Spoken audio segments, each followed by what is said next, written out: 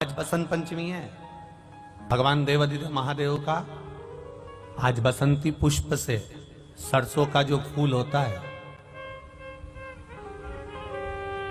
108 सरसों के पुष्प से भगवान शंकर का श्रृंगार किया जाता है या शिव को समर्पित किया जाता है।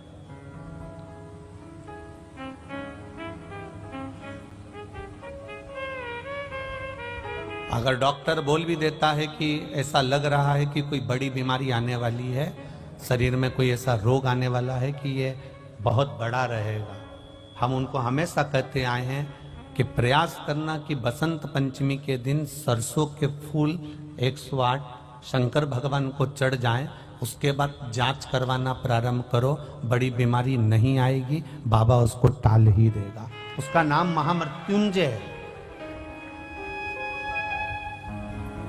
उसका नाम ही महामृत्युंजय। और हमने पहले भी बैतूल की कथा में कहा था कि सरसों का जो पुष्प होता है, कोई आप कार्य करने के लिए जा रहे हो, कोई ठेकेदारी करने के लिए जा रहे हो, उसमें भी सरसों का पुष्प देवादिदेव महादेव के लिए बहुत प्रबल होता है, बहुत प्रबल। के भ्रमण का समय भी है ब्रह्म मुहूर्त। आज भी हमारे यहाँ के बुजुर्ग कहते हैं जरा पढ़ने के लिए सुबह उठा कर, बोलते कि नहीं बोलते? कहते हैं। तो बच्चे कहते हैं मम्मी सोने दो ना, पर माता पिता को मालूम है सरस्वती के भ्रमण का समय है ब्रह्म मुहूर्त, और ब्रह्म मुहूर्त के बाद में सरस्वती महाराज पितरों का समय जब 10:30 का आता है, उस समय तक सरस्वती नित्य स्मरण में भ्रमण पर निकलती है। सुबह ब्रह्म मुहूर्त से लेकर सुबह 10:30 बजे तक बच्चा जिस चीज को पढ़ेगा वो भूल नहीं सकता, ये पक्की गारंटी है। इसलिए स्कूलों का जो समय होता था वो सुबह का होता था, स्कूलों का समय दिन का नहीं होता था। आज बसंत पंचमी है इसलिए तो थोड़ा ज्ञात आ गया। उसका एक समय है सरस्वती का, कौन सा समय है? सुबह ब्रह्म मुहूर्त से लेकर जब पितरों का समय चालू होता है। पितरों का समय कौन सा है? 10:30 से 11:30, 12 बजे तक मान लो अपन, ये पितरों का समय। तो उस पितरों के समय से पहले माता सरस्वती का समय, उस पितरों से पहले माता लक्ष्मी का समय, ये निश्चित है। दरिद्रता का समय निश्चित है। तो माता अपने बच्चों को कहती है सुबह हो गई चलो उठाओ, सुबह सुबह पढ़ लोगे तो याद रहेगा। माँ भी कहती है, पिता भी कहते हैं, क्योंकि माता पिता को ये ज्ञात है कि सुबह का समय ब्रह्म मुहूर्त का समय सरस्वती का होता है। उठो, याद करो। उठाया गया, बच्चों को पढ़ाया गया। सुबह का जो समय महाराज एकाजी का दिन है, बसंत पंचमी का दिन महाराज, सरस्वती का दिन, जिस दिन जो बच्चा पढ़ने में कमजोर होता है उसके हाथ से बसंत पंचमी के दिन सरसों के 31 फूल शंकर जी को चढ़ा दिए जाते हैं, तो बच्चा पढ़ने में अव्वल निकल जाता है। उसके बच्चे को कभी नहीं कह सकते कि पढ़ने बैठ, वो खुद बैठेगा। केवल आज बसंत पंचमी का दिन, एक ही दिन चढ़ता है। और बाकी के सरसों के फूल आपको मालूम है कि रोग मुक्ति के लिए तो होते ही हैं। ये तो आपको पहले भी वर्णन किया महाराज कि जब कोई एकदम रोग आ जाए और डॉक्टर एकदम बोल दे कि ये रोग भारी आ गया है और इसकी जांचें जाएंगी और फिर ये कुछ भी हो सकता है, तो क्या करा जाता था कि 108 सरसों के फूल लाकर तुरंत शंकर भगवान को चढ़ाए जाते थे महाराज।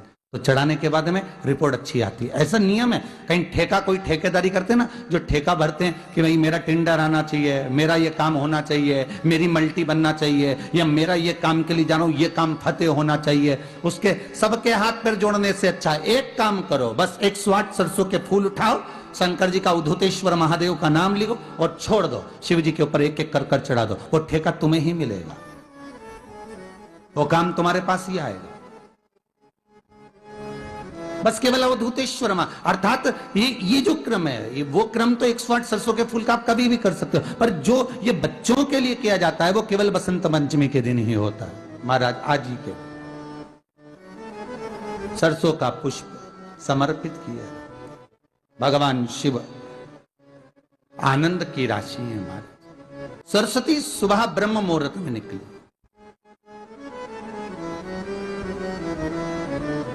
और सरस्वती जब ब्रह्म मुहूर्त में निकलती है वेद और माला लेकर स्मरण करती है महाराज,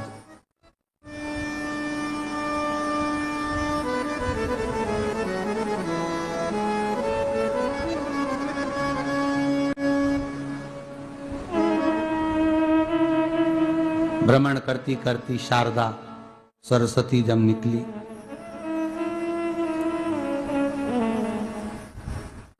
शिव महापुराण की कथा कहती है और गर्ग संहिता कहती है, जैसे जैसे सूर्य का प्रकाश तीव्र होते चले जाता है, सरस्वती उस प्रकाश में आनंद बिखरती हुई वीणा के स्वर देती हुई माता सरस्वती गाती गाती पितरों के समय से पहले ही आलोक हो जाती है। बच्चों से कहना चाहेंगे, छोटे छोटे बच्चों से, आप माता सरस्वती की आराधना करा करो। मेरा बच्चों से निवेदन है, कभी जिंदगी में अगर मौका मिल जाए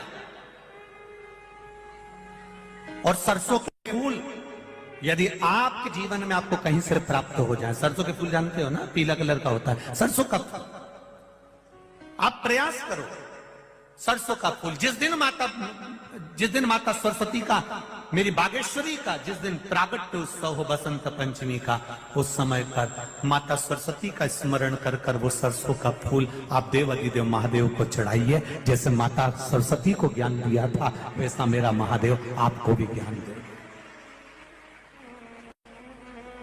वो सरसों का फूल आप देव अधिदेव महादेव को समर्पित।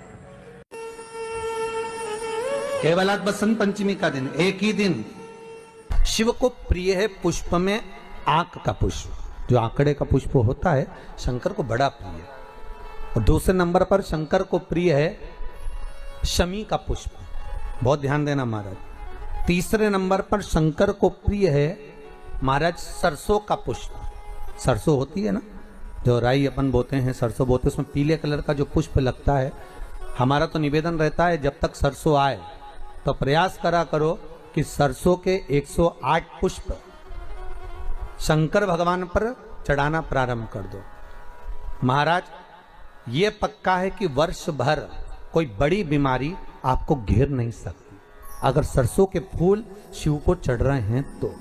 और प्रयास करना कि सरसों का जो पुष्प होता है, सरसों का जो फूल होता है महाराज, अगर कोई व्यक्ति को किडनी या लीवर से जुड़ी हुई कोई तकलीफ होती है या किसी व्यक्ति का एक्सीडेंट हो गया होता है और उसका कोई अंग रह गया हो, कोई शरीर का कोई भाग रह गया और वो काम नहीं कर रहा हो, जैसे किसी के पांव रह जाते हैं एक्सीडेंट के बाद, किसी का हाथ रह जाता है, या कोई अंग काम नहीं कर रहा हो, वहाँ ब्लड पहुँच नहीं रहा हो, वो जगह एकदम सुन्न हो गई हो, खाली पड़ गई हो, तो उसके लिए शिव महापुराण की कथा कहती है कि सरसों के पुष्प 11 शंकर जी के राइट भाग में, जहां शिव जी के गण दरवाजे के द्वारपाल मणिभद्र जिस जगह पर निवास करते हैं, कौन निवास करते हैं?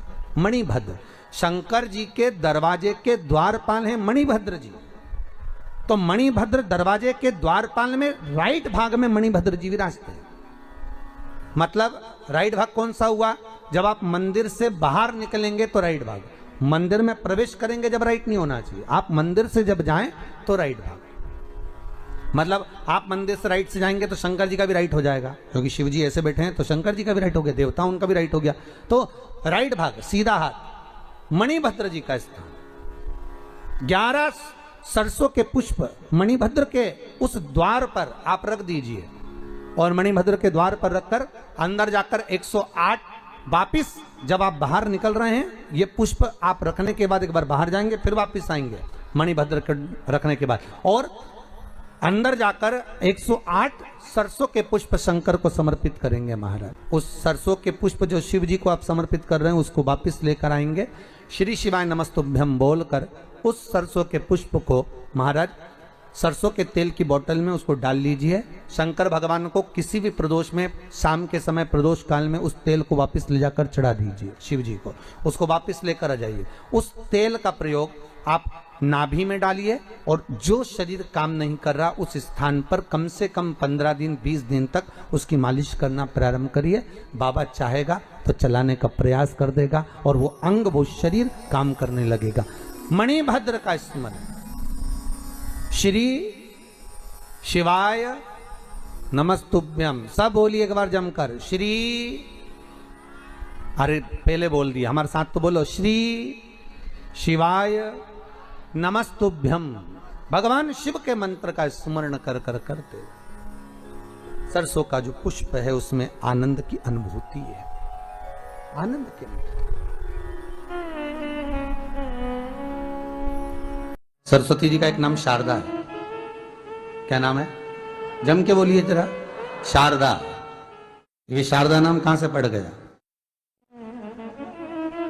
सरस्वती माता को शारदा नाम किसने दिया था? भाई नामकरण होता है तो हमारे यहाँ तो आज भी नियम है हमारा, ये बुआ कोई नाम बताती है, मामा जी कोई नाम बताते हैं और दादाजी कुछ बोलते हैं। कोई बोलेगा टिक्कू, कोई बोलेगा पिक्कू, कोई बोलेगा कुछ, सबके नाम अपने अपने रहते हैं। कोई प्रेम से क्या बोलता है। तो सरस्वती का शारदा नाम किसने प्रदान किया था? माता सरस्वती को शारदा संबोधन किसने दिया था?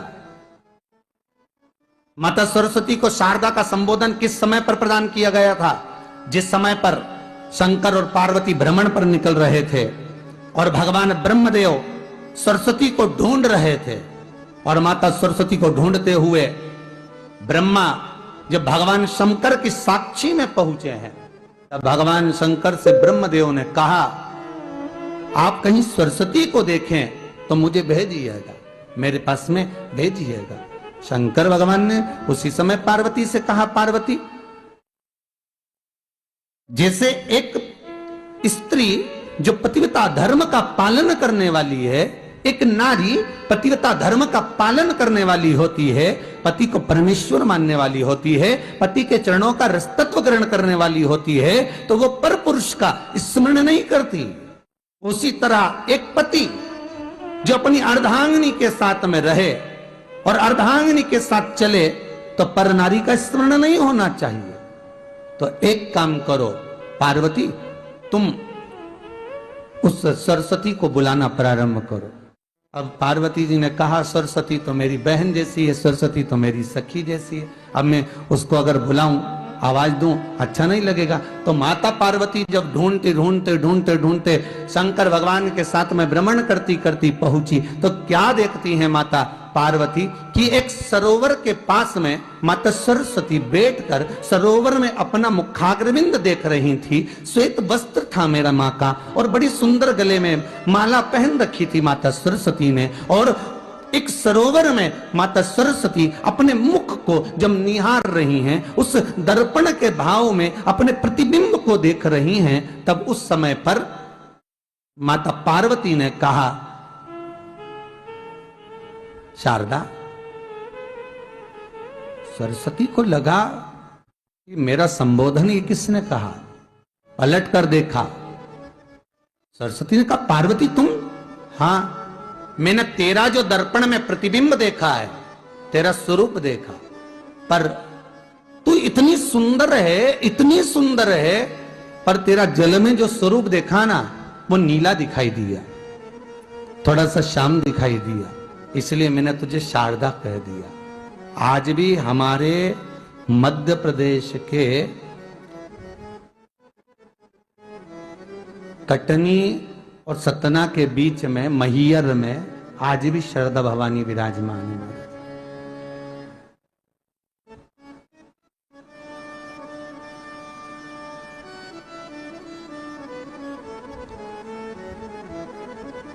धार जिले में जाएंगे तो बाग क्षेत्र में मां बागेश्वरी, मां शारदा आज भी विराजमान। कहा, सरस्वती जी पूछी, पार्वती तुमने मेरे को शारदा क्यों कहा? क्योंकि तेरा जो प्रतिबिंब था वो श्याम नजर आ रहा था मुझे।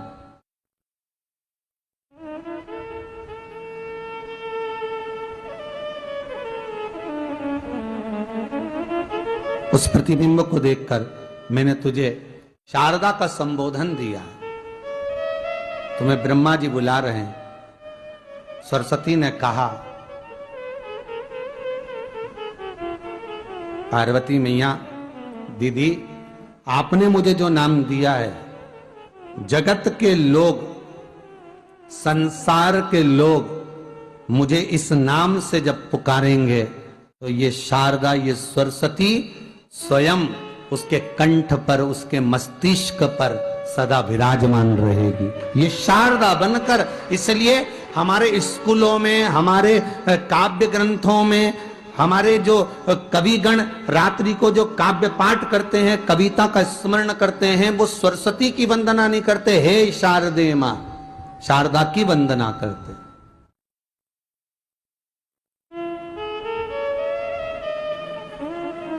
कभी आपसे कोई पूछ ले कि शारदा नाम पार्वती सरस्वती का कब पड़ा, तो आप बता सकते हैं कि ये माता शारदा नाम कोई सहज नहीं है। मां ढूंढने के लिए जब निकली, ब्रह्मदेव के कहने पर भगवान शिव के साथ भ्रमण करती। नाम का उच्चारण कोई सहज नहीं होता। कोई देखता होगा, दादाजी ने अगर किसी का नाम कुछ रखा है तो कुछ सोच के रखा होगा, पिताजी ने अगर कुछ रखा है तो उसके मन में कुछ आया होगा तो रखा होगा, मम्मी ने अगर कोई नाम रखा है तो उसने कोई विचार कर कर रखा होगा। कोई नाम अगर किसी का रखा जाता है तो उसके अनुकूल रखा जाता है कि हो सकता है कि वो नाम की क्या उसके मन में चल रहा होगा। तो शारदा का संबोधन कोई सहज नहीं है। माता सरस्वती का एक नाम शारदा हुआ, इसलिए संबोधन में सरस्वती कम शारदे मां ज्यादा बोला जाता है। आप काव्य पाठ कर लो, नाम जाप कर लो, स्मरण कर लो। विश्वनाथ को कुछ नहीं चाहिए, मेरे शंकर को चाहिए क्या?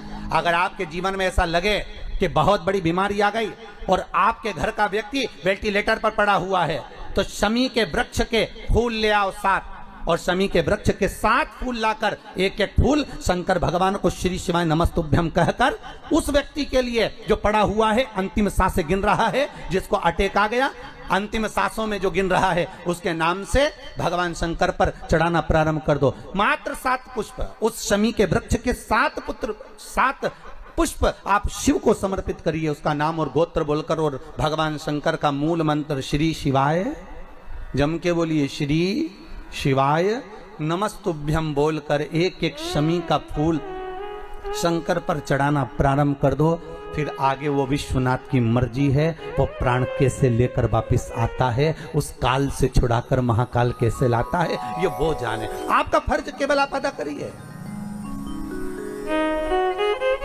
जब अंत में डॉक्टर भी हार जाते हैं, जब अंत में डॉक्टर भी कह देते हैं कि अब हमारे बस का नहीं है, अब तो उस परमात्मा के हाथ में, मतलब डॉक्टर को भी मालूम है कि एक और डॉक्टर बैठा हुआ, एक डॉक्टर और है, वो बस वो थोड़ा सा दूर तो रहता है पर करीब भी बहुत है। कई लोग कहते हैं गुरुजी वो कैलाश पर रहता है बहुत, तो उनको बुलाएंगे तो आएंगे। हमने कहा कैलाश पर तो रहता ही नहीं है, जहां भक्त है वहां भगवान, वो दूर तो रहता ही नहीं। आप तो बस केवल उसको बुलाने का प्रयास करिए, आप दिल से बस उसको हाजिर, वो दिल से बुलाओ तो उसको।